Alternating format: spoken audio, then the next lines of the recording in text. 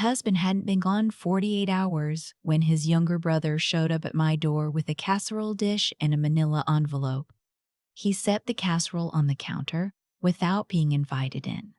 The envelope he kept in his hand. "There's some paperwork," he said. "Nothing urgent, just things Raymond wanted handled quickly." I was still wearing the dress I'd worn to the funeral. My feet hurt. I hadn't eaten since the morning before, and the kitchen smelled like other people's food. The neighbors had been dropping things off all day, foil-covered pans stacked on the counter like offerings. "Quickly," I repeated. He nodded, gave me a look I recognized, patient, practiced, the look men give women they've already decided can't keep up. "I'll call you tomorrow," he said. "Get some rest, Harriet."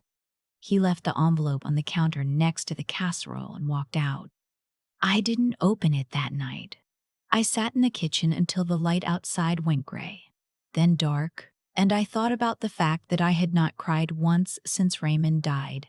Not at the hospital, not at the service, not standing at the grave while the wind pulled at everyone's coats and his colleagues from the firm said things like, "He was one of a kind and you must be so proud." I felt nothing, or something so far beneath feeling that I couldn't find the name for it. What I felt, if I'm honest, was a loosening, like something that had been cinched tight around my ribs for 31 years had finally, quietly come undone. Raymond had a shed. Not a garden shed, not a place where he kept the mower and the extra garden hose. It was a separate structure at the back of our property, behind the oak trees, with a reinforced door and the keypad lock he'd installed himself. He called it his workshop. He said it was where he went to think. In 31 years of marriage, I had never once been inside it. Early on, I asked. He said the space helped him decompress from work. He was a real estate attorney. Stressful work, he said. Long days, high stakes. He needed somewhere that was entirely his. I understood that, or I told myself I did. By the time I stopped understanding it, I had learned not to ask. He went out there most evenings after dinner, sometimes for an hour, sometimes until midnight. Once, when our daughter was about 12, she pointed at it through the kitchen window and said, "What does Dad actually do in there?" I told her he worked. She gave me a look that even at 12 was too knowing and went back to her homework. The evening after his brother left, I walked to the back of the property and stood in front of that door for the first time in years. The keypad blinked green in the dusk. I tried Raymond's birthday. Wrong. Our anniversary. Wrong. The year we bought the house. Wrong. The year we bought the house. Wrong. I went back inside and didn't sleep. 2 days later, I called a locksmith. I told him the combination had been lost with my husband. He was a quiet man, older, didn't ask questions. He bypassed the keypad in under 20 minutes. "Old system," he said, "hadn't been updated in a while." "No," I said, "he didn't like change." When the door opened, the air that came out was cool and dry, like a room that had been sealed carefully, intentionally. Raymond had been meticulous about everything. I shouldn't have been surprised. The first thing I saw was the shelving, floor to ceiling on 3 walls, labeled binders, plastic storage boxes, accordion folders. In the center, a long workbench with a lamp, a small safe bolted to the far wall, and a wooden chair pushed in neatly beneath. On the bench, a single sealed envelope with my name written on it in Raymond's handwriting. Harriet. I didn't open it right away. I walked the perimeter of the room first, read the labels. Some were what you'd expect from a lawyer, case references, professional development records, bar association materials, but others weren't. H routine, 2009-2011. H medical correspondence. H social contacts. I pulled the social contacts binder first. Inside were printed emails, mine. Some I remembered sending, most I didn't. Pulled, I realized, from an account he'd had access to without my knowing. Each one had been read and annotated in the margins in red ink. Complaining tone. Monitor. Or mention Greta again. Third time this month. Possible influence. Greta was my oldest friend. We met in our 20s, stayed close through children and moves, and the general drift of life. About 8 years ago, she had simply stopped calling. I thought I'd offended her somehow. I replayed our last conversations for months, trying to find what I'd done. I put the binder down. I picked up the envelope. Inside was a typed letter, single-spaced, signed at the bottom in his careful hand. Harriet, if you're reading this, you've done something I asked you not to do. I want you to understand that everything in this space was done out of love and concern. You have never been well. You know this. The anxiety, the confusion, the difficulty managing even ordinary decisions. These are not small things. I did what I did to protect you and to protect what we built. Please speak to my brother before doing anything else. He knows what I intended and will explain everything clearly. Don't act alone. You never do well alone. I read it twice. Then I set it on the workbench and went and sat in the chair and stayed there until the afternoon light shifted and the room went gold. He had always done this, said things in a tone of such reasonable concern that you couldn't argue without sounding unhinged. You're tired, Harriet. You're overreacting. Let me handle it. You'll only upset yourself. 31 years of that voice, and I had believed it, or I had believed enough of it to stay quiet. I went back to the shelves. The binder labeled H medical correspondence held copies of letters between Raymond and my doctor of 14 years. The one I'd chosen myself back when we first moved here. The one who always seemed slightly distracted when I spoke, who redirected questions to Raymond even when Raymond wasn't the one being examined. The letters were instructions, not consultations. Instructions. Please continue current prescription. If Harriet raises concerns about dosage, defer to my assessment as primary caregiver. Primary caregiver. I was 63 years old and had driven myself to every appointment. There were responses: brief, professional, compliant. 2 signatures I recognized from years of annual checkups, people who had smiled at me over clipboards and then gone home and written back to my husband about my management. I closed the binder. I didn't go back into the shed for 2 days. When I did, I brought coffee and a notepad. The safe took me longer. I tried combinations for an hour before I thought of something. Raymond's mother had died on March 9, 1987. He'd spoken of her more in the last few years. Little mentions dropped into conversation. I tried 0309, then 0309, then 4309, 93. The safe opened. Inside were 3 things: a legal envelope marked Trust, revised, a thin folder marked Declaration, and a small notebook with a rubber band around it.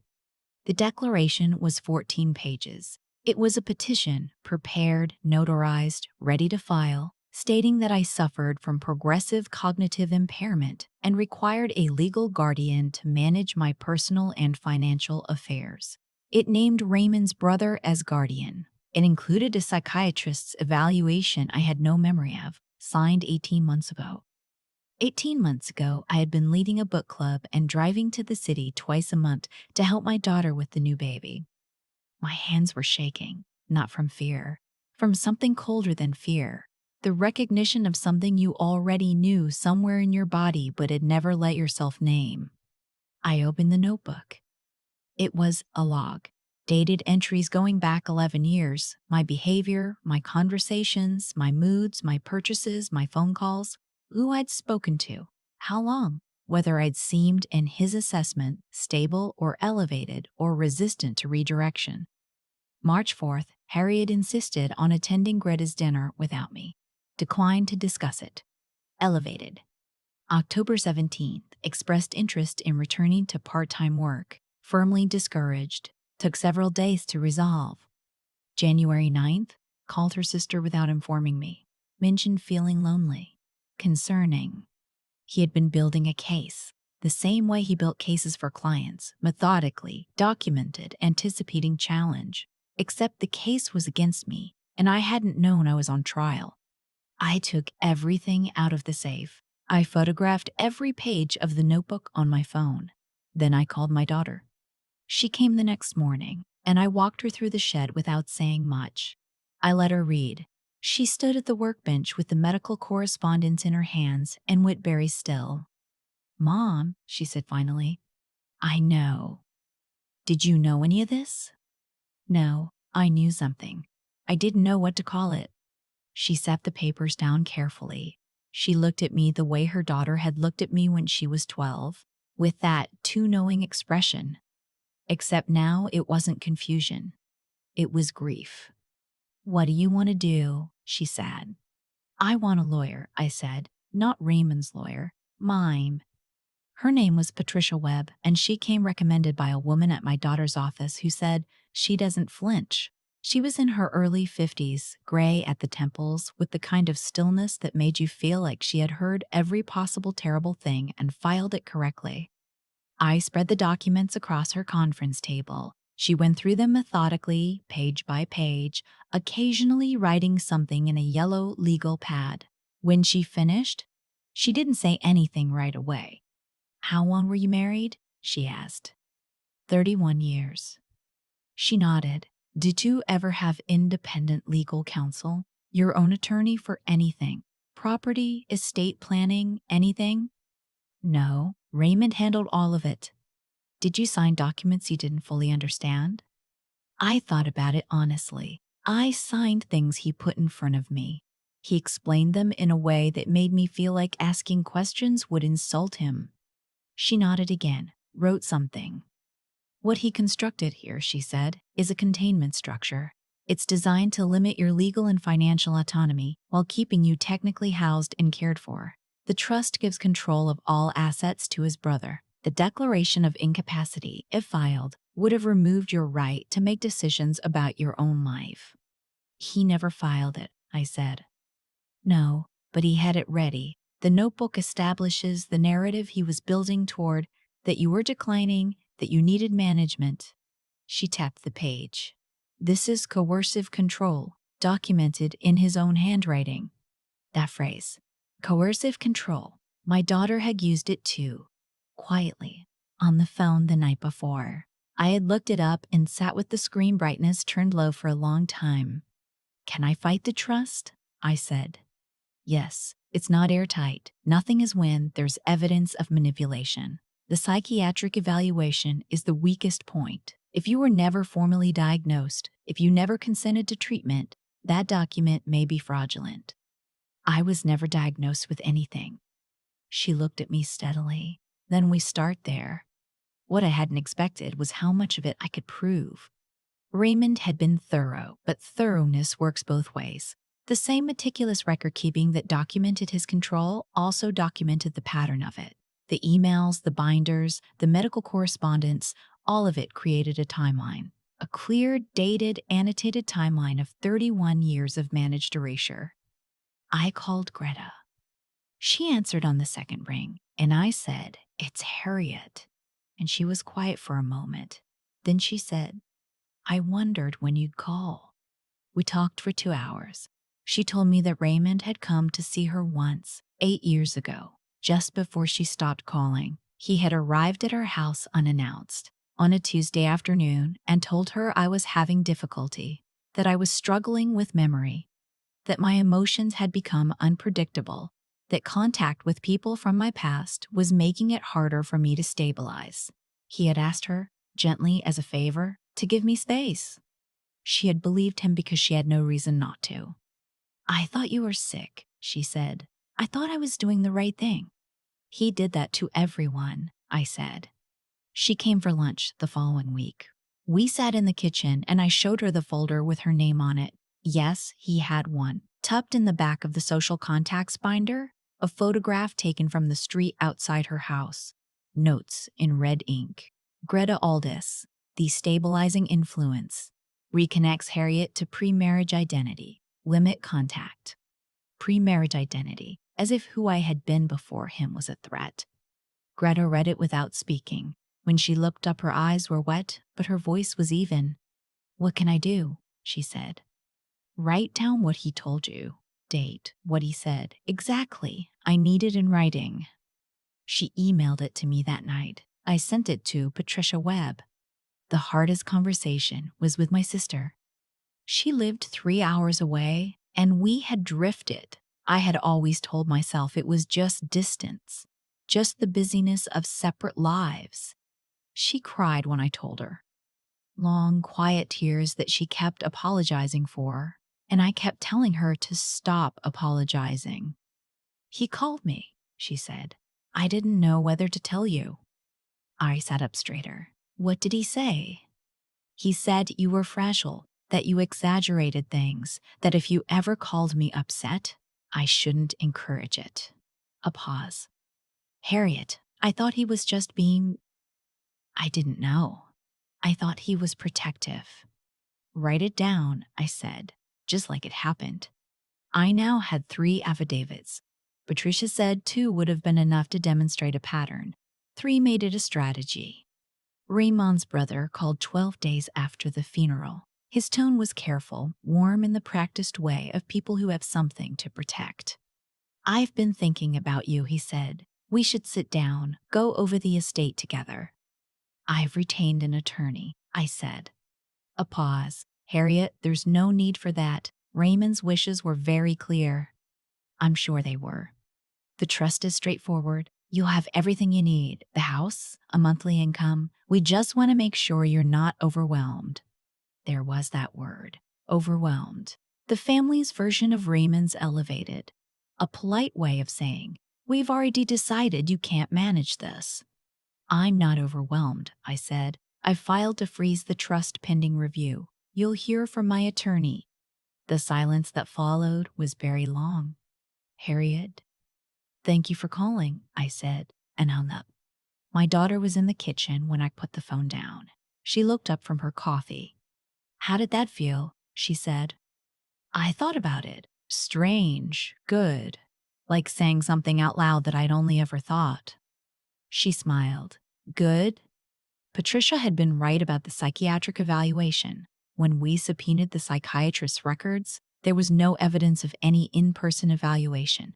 The signature had been obtained on a form submitted with incomplete documentation. The psychiatrist, a man I had never met, whose name appeared on my medical record, had signed off on a packet Raymond's lawyer had assembled. He claimed he had understood it to be a routine consent form. Patricia filed a complaint with the state licensing board. That case ran parallel to ours and is still ongoing. But the signed declaration itself was rendered inadmissible within 3 weeks. Raymond's brother made one more attempt. He appeared at my door on a Sunday morning with a settlement offer in a folder. Partial release of trust assets in exchange for a signed agreement not to pursue further legal action or make public statements about the estate. I didn't invite him in. I stood in the doorway and read the offer where I stood. Then I handed it back. Tell your attorney I'm not interested in partial, I said. Tell him I'll see you in court. He looked at me for a long moment.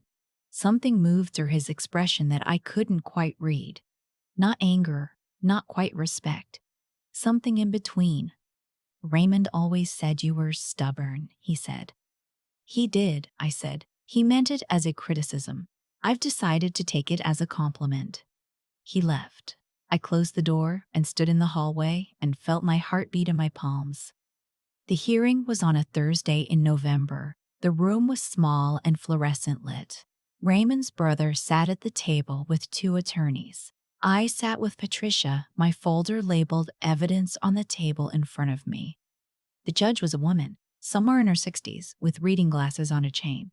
She went through the documents with an attention that felt almost medical. Efficient, thorough, without theater. When she got to the notebook, Raymond's log, she read in silence for several minutes. The room was very quiet. Patricia presented the affidavits. Greta's, my sister's. A third from a neighbor who remembered Raymond turning her away at the door once years ago when she'd come to check on me after she'd noticed I seemed withdrawn. Raymond had told her I was resting. The opposing attorney argued that the trust represented Raymond's genuine concern for my well-being. that his behavior reflected the anxiety of a husband watching his wife's health decline, that I was interpreting care as control. When he finished, the judge looked at me over her glasses. "Mrs. Alderton," she said, "is there anything you'd like to say?" I had prepared something. Patricia had read it twice. But sitting there in that fluorescent light with the notebook still open on the table, I put my prepared statement aside. "My husband was a careful man," I said. "He planned for everything. He had a file on every person I loved. He had a psychiatrist sign a document about my mental state without ever meeting me. He had my emails printed and annotated. He had a lock on a room I was never allowed to enter." I paused. He did all of it in the name of love. And for a very long time, I believed that's what it was because I had no other frame for it. Because love was what he called it. Another pause. "I'm not here to punish him. I'm here because I spent 31 years being quietly managed out of my own life, and I would like, if it's possible, to have the rest of it back." The judge looked at me for a moment, then she looked down at the folder. We recessed for 40 minutes. When we returned, the ruling was clear. The trust was dissolved. Control of all assets returned to me. Raymond's brother was removed as executor. The court noted evidence of coercive financial and legal planning inconsistent with the stated intent of spousal protection.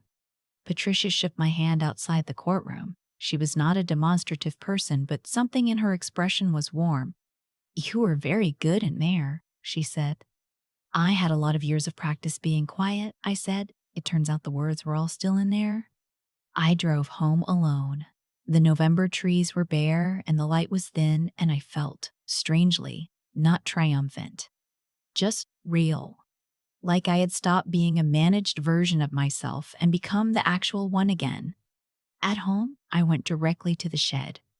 I opened the door and stood in the middle of it and looked at the shelves, the binders, the workbench, the bolted safe. Then I started taking things down. Not in anger, methodically. The way you clean a room that's been closed too long, with intention and without sentimentality. I boxed the binders. I photographed everything first. For the record, for Patricia's files, for the documentation that still has ongoing relevance. And then I started making the room into something else. By February, I had set up a small desk by the window. Greta helped me paint the walls. My daughter brought a lamp from her house. Cheerful, ridiculous, with a shade shaped like a sunflower. And I had never in 31 years owned anything that looked like that. I put it on the desk and turned it on. Greta stood in the doorway and looked at the room.